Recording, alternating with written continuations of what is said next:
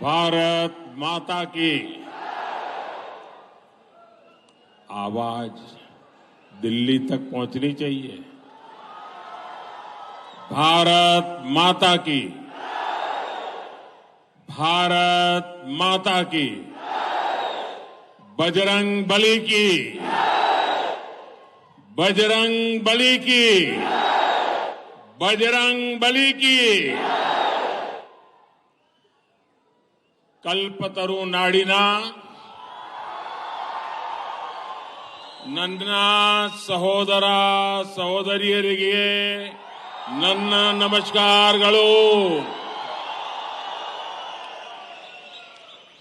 मैं श्री सिद्धगंगा मठ और आदि चुनचनगिरी महासंस्थान का आज श्रद्धापूर्वक वंदन करता हूं।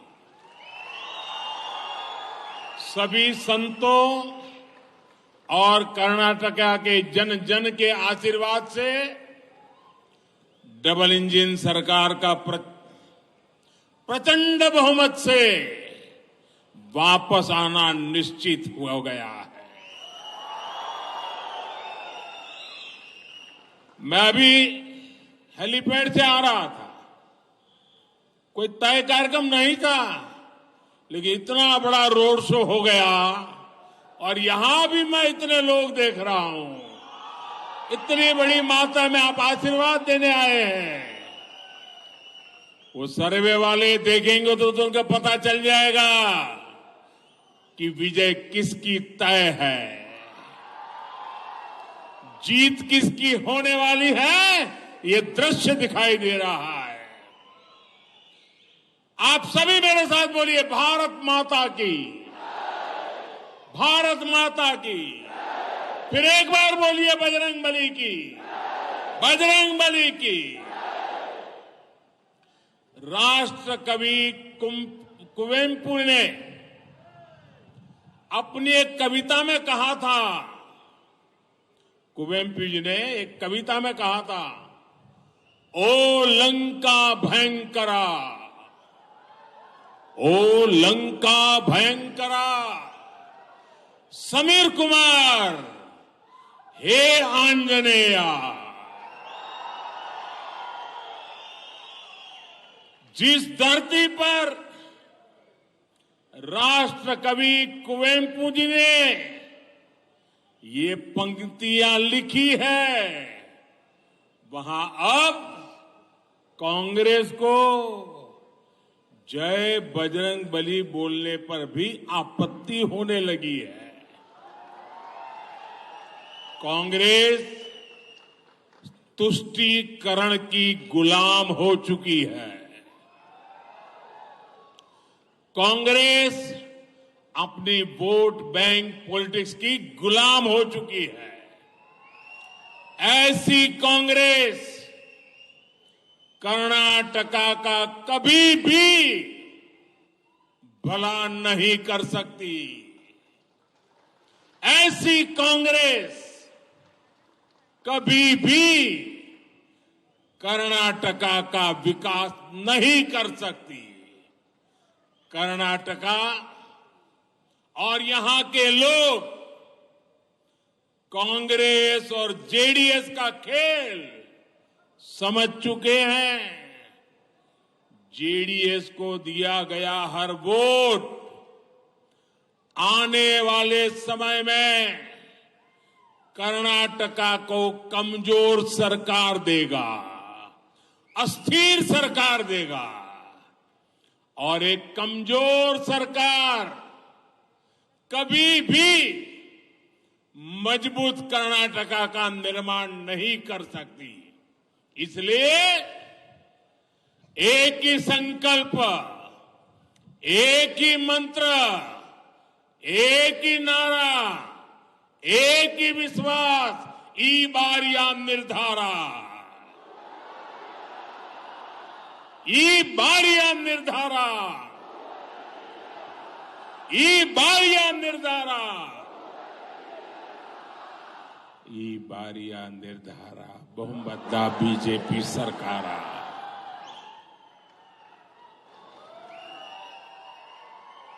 ಬಂಧುಗಳೇ,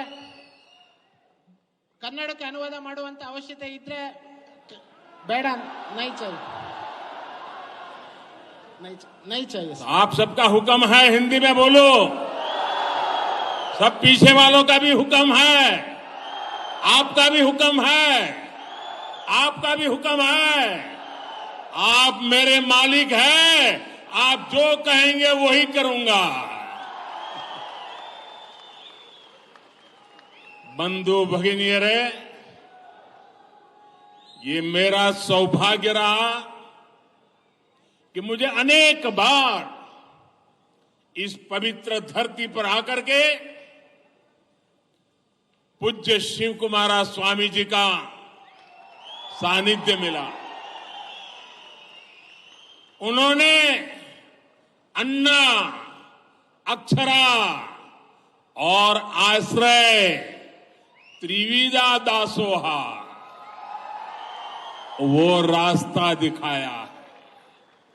कर्नाटका बीजेपी ने भी इसी से प्रेरणा लेकर अन्ना, अक्षरा, आरोग्य, आदाय, अभय और अभिवृद्धि का संकल्प लिया है।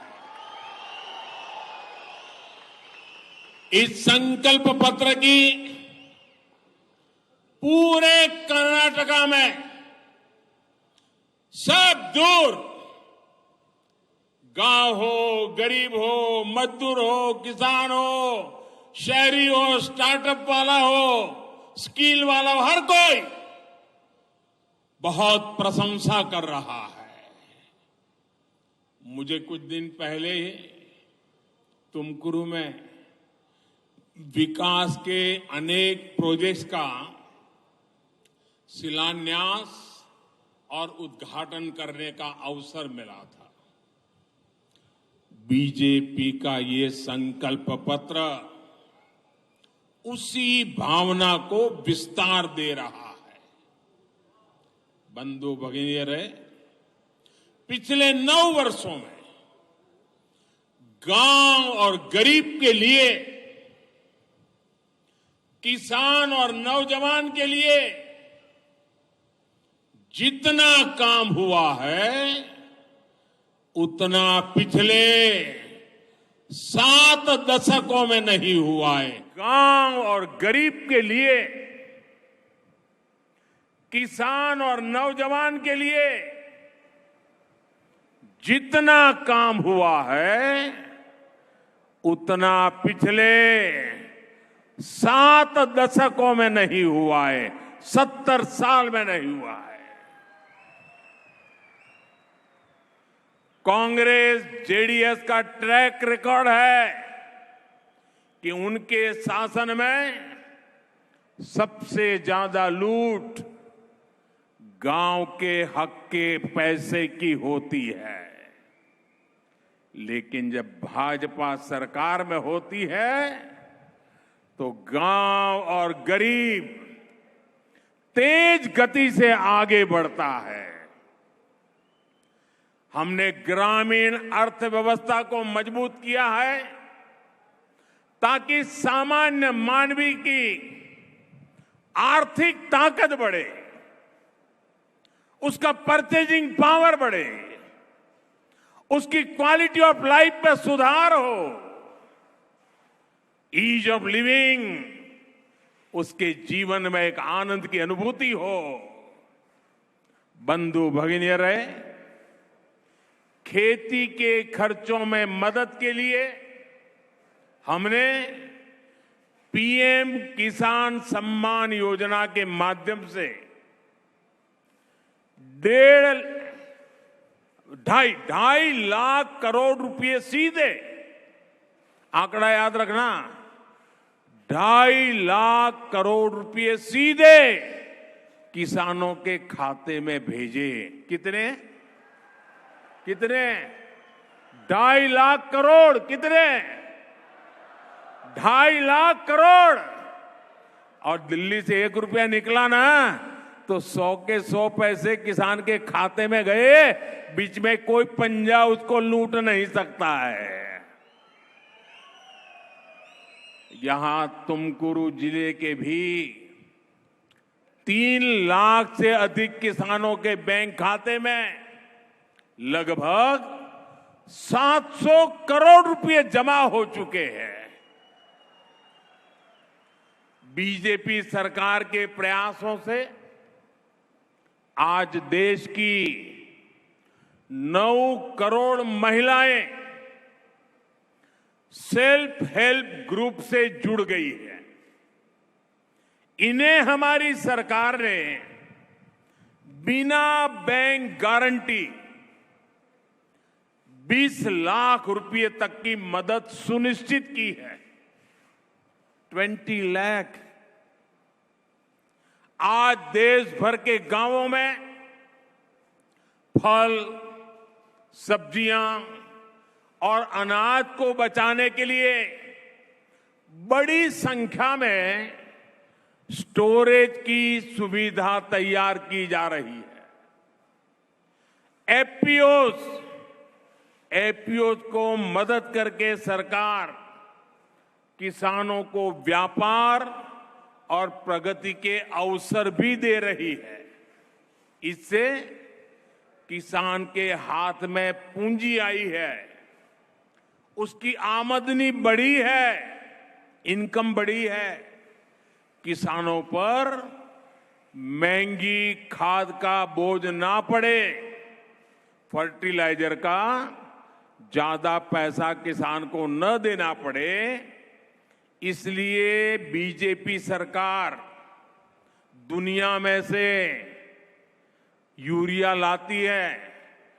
50 रुपीज केजी हम लाते हैं, 50 रुपीज केजी, और किसानों को देते हैं सिर्फ 5 रुपये में। सारा बोझ सरकार उठाती है। हम आज करीब 2 लाख ग्राम पंचायतों को ऑप्टिकल फाइबर से भी जोड़ चुके हैं। 2 लाख ग्राम पंचायतें। हमारी सरकार ने पिछले 9 वर्षों में गरीबों के लिए करीब करीब 4 करोड़ पक्के घर बनवाए हैं। 4 करोड़ घर दोस्तों, यानी दुनिया के कई देशों की इतनी जनसंख्या नहीं है, इतने घर हमने बनवाए हैं। और इनमें से 3 करोड़ से ज्यादा घर गांव में बने हैं, गांवों में बने हैं। और खुशी की बात है, मेरे लिए ज्यादा खुशी की बात है, मेरी माताओं बहनों के लिए भी खुशी की बात है। इसमें भी ये जो 3 करोड़ से ज्यादा गांव के घर, 1 करोड़ के ज्यादा शहरों के घर, उनका भी ज्यादातर मालिकाना हक महिलाओं को दिया गया है। हमारे यहां स्वभाव है, घर होगा पुरुष के नाम, गाड़ी होगी पुरुष के नाम, खेत होगा पुरुष के नाम, ऑफिस होगा पुरुष के नाम, दुकान होगा पुरुष के नाम, और अगर पति नहीं है तो बेटे के नाम, मां के नाम, महिला के नाम कुछ नहीं होता है। सही है ना? ये मोदी है जिसने बदल दिया। आज 3 करोड़ से ज्यादा घर की मालिक मेरी माताएं बहनें हैं। और ये जो घर बन रहे हैं ना आजकल, इन घरों की कीमत 1.25 लाख 1.5 लाख रुपए से भी ज्यादा होती है, एक एक घर की कीमत। इसका मतलब ये हुआ कि मेरी 3 करोड़ बहनें रक्षाबंधन के भी पहले 3 करोड़ बहनें घर की मालिक बनी, मतलब वो लखपति दीदी बन गई है, लखपति दीदी। आज गांवों में स्वामित्व योजना के तहत लोगों को उनकी जमीन के प्रॉपर्टी कार्ड भी मिल रहे हैं। अब तक देश के 75,000 गांवों में प्रॉपर्टी कार्ड देने का काम पूरा हो चुका है। इसका फायदा ये होगा कि संपत्ति पर होने वाले विवाद कम होंगे, जमीन पर कोई जबरन कब्जा नहीं कर सकेगा और ये सारा काम हमने नौजवानों की मदद से ड्रोन टेक्नोलॉजी से किया है, ताकि हर घर परिवार के पास अब उसके पास लिखित अधिकार है कि ये घर, ये जमीन, ये मेरी है। उसको एक हिम्मत दी, विश्वास दिया। ये हमारी ही सरकार है जिसने देश के ऐसे 18,000 गांवों तक बिजली पहुंचाई। जब 2014 में आपने मुझे सेवा का मौका दिया तो मैंने पूछा, भाई क्या हाल है? तब पता चला 18,000 गांव ऐसे थे जो 18वीं शताब्दी में रहते थे, बिजली नहीं थी। 2014 में मेरे देश के 18,000 गांवों में बिजली न हो, ये मुझे सोने नहीं देता था। मैंने संकल्प किया 1000 दिन में 18,000 गांवों में बिजली पहुंचाऊंगा और पहुंचा दी भाइयों बहनों। इतना ही नहीं, सौभाग्य योजना के जरिए ग्रामीण क्षेत्रों में करोड़ों घर तक आज बिजली पहुंच चुकी है। आज देश के करीब 9 करोड़ ग्रामीण परिवारों को पाइप से साफ पीने का पानी मिलने लगा है, नल से जल मिलने लगा है। तुमकुरू के भी करीब करीब 1.5 लाख परिवारों को पहली बार पानी के कनेक्शन से जोड़ा गया है। आज स्वास्थ्य सेवाओं के लिए गांव-गांव हेल्थ एंड वेलनेस सेंटर खोले जा रहे हैं। प्रधानमंत्री ग्रामीण सड़क योजना के जरिए गांव-गांव सड़क पहुंच रही है। यहां तुमकुरू में फूड पार्क बनने से किसानों को भी लाभ हुआ है और यहां के युवाओं को रोजगार भी मिला है। स्नेहितरे, इस क्षेत्र की पहचान तो कल्पतरु नाडु के रूप में है। बीजेपी की डबल इंजन सरकार कोपरा किसानों के हित में निरंतर फैसले लेती रही है और मुझे बढ़िया कोपरा का माला भी पहनाई अभी।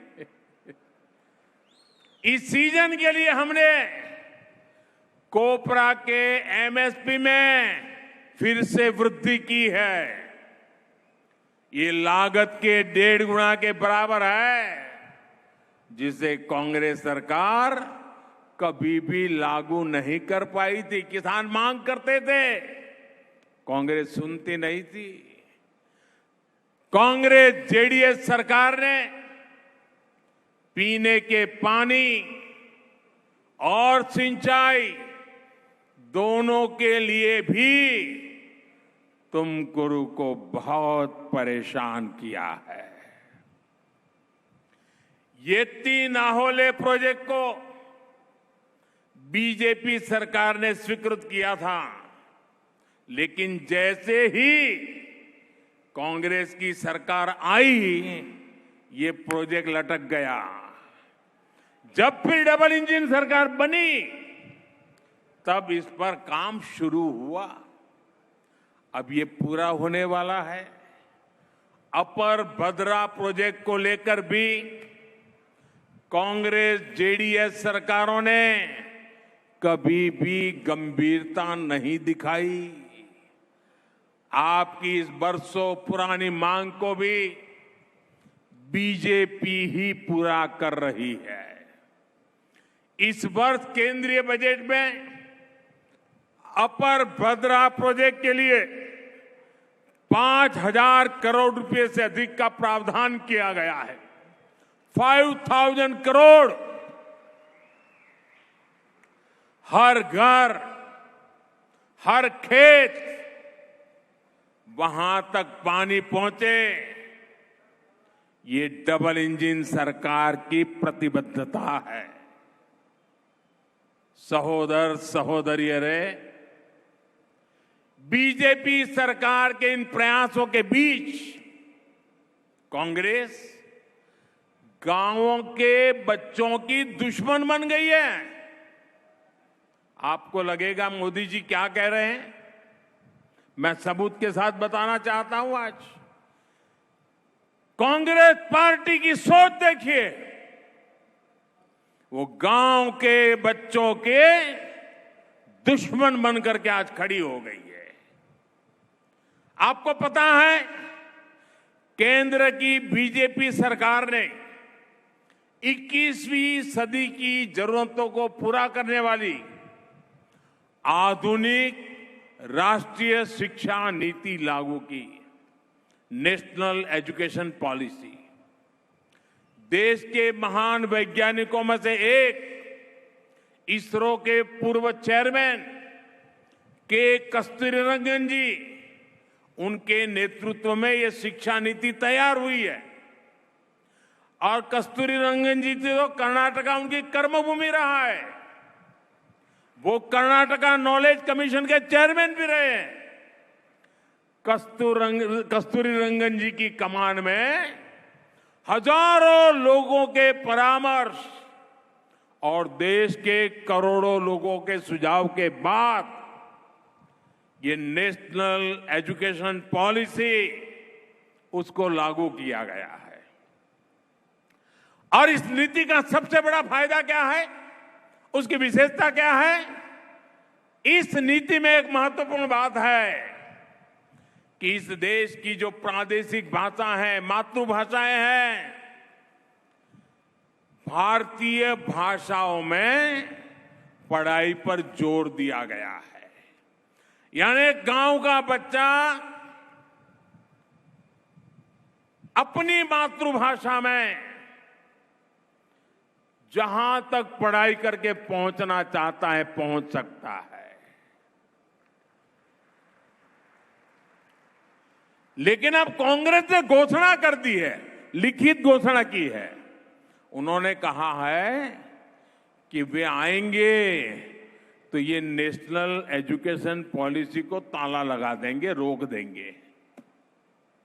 अब मैं पूछना चाहता हूं, जो गरीब मां का बेटा अंग्रेजी स्कूल में दाखिल नहीं हो पाया, अंग्रेजी पढ़ नहीं पाया, क्या उस गरीब मां के बच्चे को डॉक्टर बनने का हक है कि नहीं है? पूरी ताकत से जवाब दीजिए मुझे। इस देश के किसी भी बच्चे को डॉक्टर बनने का हक है कि नहीं है? इस देश के किसी भी गरीब से गरीब बच्चे को इंजीनियर बनने का हक है कि नहीं है? उसे पढ़ने करके आगे बढ़ने का हक है कि नहीं है? क्या अंग्रेजी नहीं पढ़ पाया इसलिए उसके भविष्य पर ताला लगना चाहिए? उसका भविष्य रुकना चाहिए? लेकिन कांग्रेस कर्नाटका में गरीब के बच्चों को, जो बच्चे अंग्रेजी स्कूल में जा नहीं पाए, उनको डॉक्टर बनने नहीं देना चाहती है। ऐसी कांग्रेस को सजा देने के लिए चुनाव है दोस्तों। सजा देंगे कांग्रेस को? सजा देंगे? जरा दोनों हाथ ऊपर करके जोर से बताइए, सजा देंगे? पक्का देंगे? हम गरीब के बच्चों को डॉक्टर बनाना चाहते, इंजीनियर बनाना चाहते हैं, टेक्नोलॉजी की दुनिया का महारथी बनाना चाहते हैं। भाषा के कारण उसकी जिंदगी अटकनी नहीं चाहिए। लेकिन कांग्रेस कह रही है कि यहां टेक्निकल विषयों की पढ़ाई कन्नड़ा में नहीं होगी। हमारे जो बच्चे अंग्रेजी नहीं जानते, क्या वो अच्छा पढ़ने के हकदार नहीं है? दोस्तों, हम चाहते हैं कि बच्चों को, अगर कभी कभी होता है कि बच्चा एक जगह पे एडमिशन ले लेता है और वहां जाने के बाद उसको लगता है इसके बजाय वो विषय मेरे लिए ज्यादा अच्छा है, मैं अगर वो पढ़ाई करूंगा तो ज्यादा अच्छी करूं। पहले एक बार आप एक लाइन में घुस गए तो आपको दूसरी ट्रैक पर जाने का हक ही नहीं था। या तो आप आगे बढ़ो या छोड़ के घर चले जाओ। हमने कहा नहीं, आज का नौजवान अपनी समझ से निर्णय करने के लिए तैयार है। अगर आज वो एक विषय पढ़ रहा है लेकिन एक साल के बाद उसको लगता है कि मैं इससे उधर बेहतर कर सकता हूं, और अगर वो विषय बदलना चाहता है, सब्जेक्ट चेंज करना चाहता है, तो बिना उसका वर्ष खराब किए वो अपना सब्जेक्ट चेंज कर सकता है। ये नई एजुकेशन पॉलिसी है। कांग्रेस इसको भी रोकना चाहती है। कांग्रेस कर्नाटका के बच्चों से, यहां के विद्यार्थियों से सारे विकल्प छीन लेना चाहती है और कांग्रेस कहेगी उसी रास्ते पर चलने के लिए मजबूर करना चाहती है। स्नेहितरे, हमारी सरकार इस विजन पर काम कर रही है कि यहां विद्यार्थियों के पास डिग्री भी हो और उनके हाथों में स्किल भी हो, हुनर भी हो। कांग्रेस आधुनिक राष्ट्रीय शिक्षा नीति पर रोक लगाकर कर्नाटका के युवाओं के भविष्य को ताला लगाना चाहती है, उसे तबाह करना चाहती है। सहोदर सहोदरियों, बीजेपी की डबल इंजन सरकार का मतलब क्या होता है? इसका प्रमाण तुमकुरू में बनी एशिया की सबसे बड़ी हेलीकॉप्टर फैक्ट्री है। इससे तुमकुरू दुनिया के नक्शे पर चमक गया है। इसके शिलान्यास और उद्घाटन दोनों का सौभाग्य आपने मुझे दिया था। ये इतनी बड़ी फैक्ट्री इसलिए बनी क्योंकि हमने सेना के लिए मेड इन इंडिया सिस्टम देने पर बल दिया। कांग्रेस पूरी तरह से देश को इंपोर्टेड पर निर्भर रखना चाहती थी। कांग्रेस के लिए डिफेंस सेक्टर एक ऐसा क्लब रहा है, जरा पुरानी बातें याद करने होंगे तो पता चल जाएगा। डिफेंस सेक्टर एक ऐसा क्लब रहा है जहां मामा, चाचा, सगे संबंधी मिलकर देश को लूट सकते हैं। ये कांग्रेस की 85% कमीशन सरकार थी। 85% कमीशन सरकार, जिसने HAL यानी हिंदुस्तान एरोनॉटिक्स लिमिटेड को बर्बाद कर दिया था। याद कीजिए, 4-5 साल पहले कांग्रेस के नेताओं ने कर्नाटका में आकर HAL पर क्या क्या झूठ नहीं फैलाया था। HAL के कर्मचारियों को भड़काने का प्रयास किया गया था और उस समय किया गया था जब सीमा पर हमारी सेना तैनात थी। इस चुनाव में इनके मुंह से एक बार भी, ये मीडिया वाले याद रखें, एक बार भी कांग्रेस के नेताओं के मुंह से एचएएल का नाम नहीं निकल रहा है। क्यों? क्योंकि जब एचएएल पैदा हुआ ना, तब से आज तक एचएएल ने प्रॉफिट के नए रिकॉर्ड बनाए हैं। सबसे ज्यादा प्रॉफिट अभी हुआ है जी। यही तुमकुर में है, यहीं पर है फैक्ट्री, यहां के लोग काम करते हैं। पहले प्रॉफिट नहीं होता था तो माल चोरी कहां होता था, और मोदी आने के बाद प्रॉफिट होने लगा। कारण साफ है दोस्तों, जब कांग्रेस सत्ता में थी तो कमीशन के बगैर डिफेंस डील नहीं होती थी। ये बीजेपी की सरकार है जो देश में ही डिफेंस की आधुनिक फैक्ट्रियां लगा रही है और देश की सेना को सशक्त कर रही है। बंधु भगिनी रहे, बीजेपी सरकार यहां तुमकुर में अनेक प्रोजेक्ट पर काम कर रही है। हाल में ही तुमकुर में साउथ इंडिया के पहले इंडस्ट्रियल कॉरिडोर का शिलान्यास हुआ है। डबल इंजन सरकार यहां इंडस्ट्रियल टाउनशिप के निर्माण पर भी तेज गति से काम कर रही है। तुमकुरु रायदुर्ग रेल लाइन हो, तुमकुरु चित्रदुर्ग दावणगेरे रेल लाइन हो, इससे यहां विकास और तेजी आएगी। लेकिन कांग्रेस जेडीएस ऐसे हर प्रोजेक्ट को भी रोकने में लगी हुई है। बिना 85% कमीशन खाए ये कोई काम आगे नहीं बढ़ने देंगे। जब इंफ्रास्ट्रक्चर नहीं बनेगा तो किसान को भी नुकसान होगा और उद्योगों का विस्तार भी नहीं होगा। और ये 85% वाले, जब तक उनका 85% नहीं होगा आगे नहीं बढ़ेंगे। अब आपको मैं याद कराता हूं 85% है क्या भाई? ये मोदी की बात नहीं है। कांग्रेस पार्टी के वरिष्ठ नेता,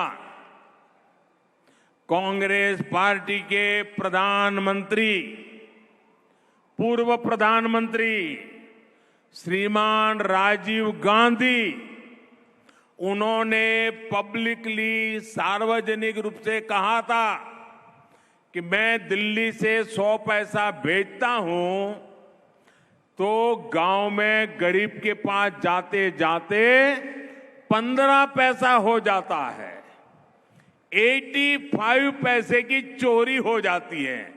ये खुद राजीव गांधी ने कहा था। और तब तो पंचायत से लेकर पार्लियामेंट तक कांग्रेस ही कांग्रेस थी। उस समय उन्होंने कांग्रेस को सर्टिफिकेट दिया था, 85% कमीशन का सर्टिफिकेट राजीव गांधी ने दिया था। वो 85% कमीशन वाली कांग्रेस आज भी अपनी आदतें छोड़ने को तैयार नहीं है। और इसलिए मेरे भाई बहनों, आपको मेरी एक बात याद रखनी है।